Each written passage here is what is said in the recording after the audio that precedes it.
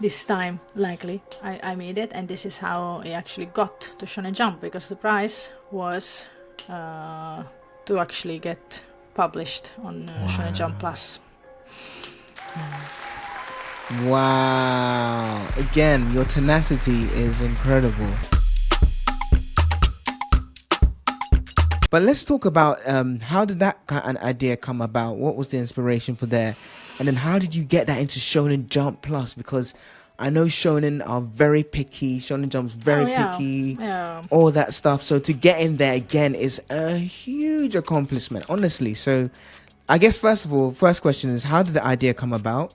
And then when did you decide to put it forward to Shonen Jump Plus? Well, again, the story of the story is also interesting. Yeah, go on. So, well, the idea came a few years ago. I went to, well, I live in London, but I am from Naples, from Napoli. And I visited this place called the Cemetery of Fontanelle in Italian. Okay, the name really doesn't matter, but it's basically an ossuary. Okay. Where there are lots of piles of bones and skulls that some ladies, probably at the end of the 19th century, started to put in a sort of order, because they were just putting there people who died from disease and epidemic and this kind of things. So I went and visited this place, and it was very impressive. Made like a lasting impression on me, and the guide was also very enjoyable. The guy that was giving us the tour. Okay, stayed there for years, and then I was looking for an idea, going around online, looking at pages, and then I found an article about this cemetery, and I remembered that visit, the guided tour, and I thought, what if there was like a special guide who's also a custodian of the skulls, so maybe she is someone who really cares about the skulls. Also because the tradition says that you have to clean them and put money money on it. So maybe the fact that she was cleaning them, like I just imagine this scene, this young lady making this skulls look super sparkling, and I mean, it would be weird to see someone so happy to be among skulls, right?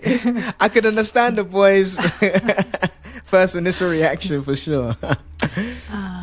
And then from that I started to make this this story.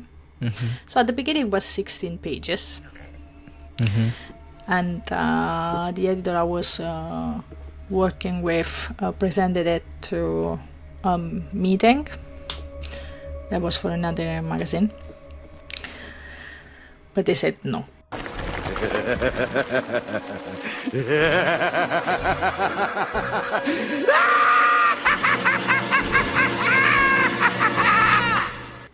Okay, so I asked, what do you think, should I don't know, change something, what should I do? Okay, well, he told me, let it rest a little bit and then we'll see what we can do with it. Then I changed the editor, and I made some changes, and I showed this new version to this editor, and the editor said no. All right, but I still thought that one was nice. I had something nice. Yeah. Okay. And then I made some more changes because there was this competition I had already entered twice, called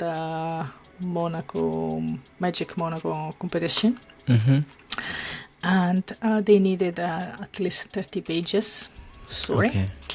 So I thought, okay, I'm gonna add something so it becomes 30 pages. And change here and there, make it better. And this is how I sent the story. So it had been rejected a few times. The basic of the story, it's stayed the same from the beginning, from the first version. Like, I didn't change much, but the way I told the story changed a bit. Okay, I gave more space to things, more space to emotions and reactions, and to present the character.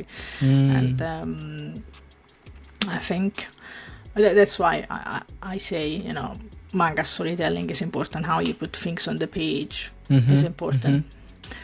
So made a difference for me in my experience. And and that was the third time I entered this competition. The previous 2 times I was among the 5 finalists anyway. But then didn't make it. This time, likely, I made it, and this is how I actually got to Shonen Jump, because the prize was to actually get published on Shonen Jump Plus. Wow. Again, your tenacity is incredible. Because, again, people could give up, people say no. Keep on having that on my side, hopefully. It's tiring sometimes. I just want to say I can imagine. It's tiring. It's exhausting. You are the epitome of keep going, honestly. Wow. Just wow. So the first, I guess, when you get rejected, what's the feeling regarding, okay, as you mentioned, it's tiring, it's exhausting. How do you pick yourself back up to say, okay, I know, first of all, do you know what needs to be changed? Or is it like, because sometimes you might create something and you're like, this is great, this is perfect, like, why don't they like it? Like, so is there something that you... This is great, this is perfect. That was 10 years ago. No, I don't think I ever believe what I make is perfect. Oh, no, not in that mind, but just, sometimes you think that it's done. Sometimes, I'm not sure what to change, yes, but I always ask for feedback. And even any normal reader can give you a feedback. Because this is actually who you want to speak to. It's not like, yes, at the beginning you actually want to convince editors, which are experts, all right? But they want to sell that to normal people, normal readers. So if you see that someone is not impressed, it's not their fault. Most of the time, it's not their fault. Wow. So getting feedback is important.